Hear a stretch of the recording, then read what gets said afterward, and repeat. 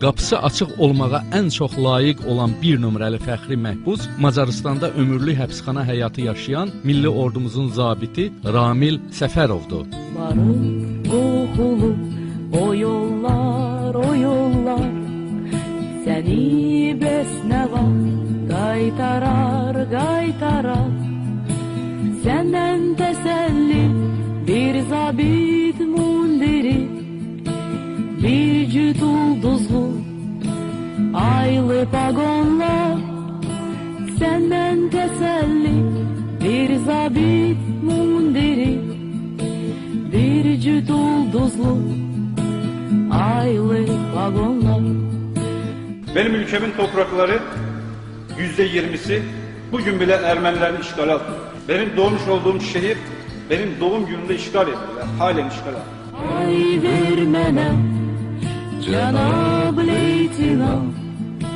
Ay ver mənə, leytinant. Xoş müjdəli bir savaşdan pay ver mənə, leytinant. Tarihte benzerine çok az rastlanır vahşilikle masum insanlar, çocuklar, kadınlar, yaşlılar öldürüldü.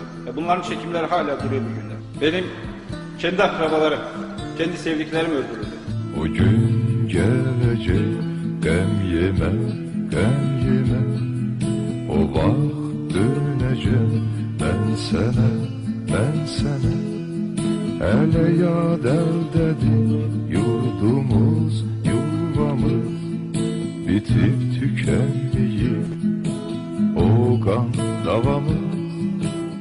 Benim ailem de dahil olmakla 1 milyondan fazla insan kendi topraklarımızdan zorla göç ettirildi. Hələ yad əldədir, yurdumuz, yuvamız, bitib tükənməyib, o qan davamız.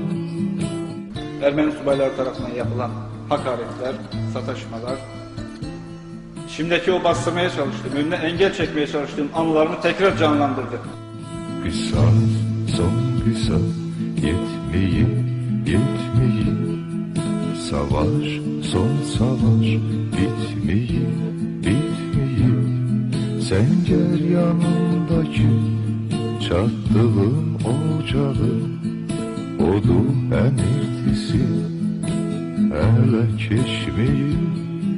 Səngər yanındakı çatdığım ocağı, odu əmirtisi, hələ keçməyib.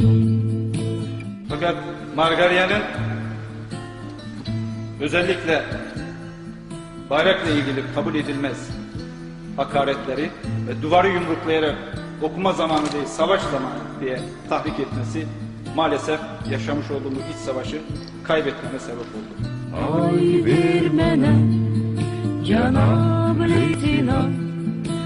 Ay ver mənə, leytinant.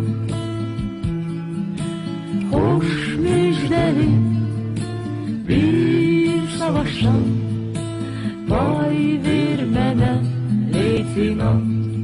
Kendinizi bir anlık da olsa benim yerime koymanızı ve hiçbir dış unsurun etkisi altında kalmadan adaletli karar vermenizi sizlerden rica ediyor ve talep ediyorum. Xoş müjdəli bir savaşdan pay ver mənə, leytinant. Ay ver mənə, cənab leytinant. Ay ver mənə, leytinant. Xoş müjdəli bir savaşdan pay ver mənə, leytinant. Ay ver mənə, cənab leytinant. Ay ver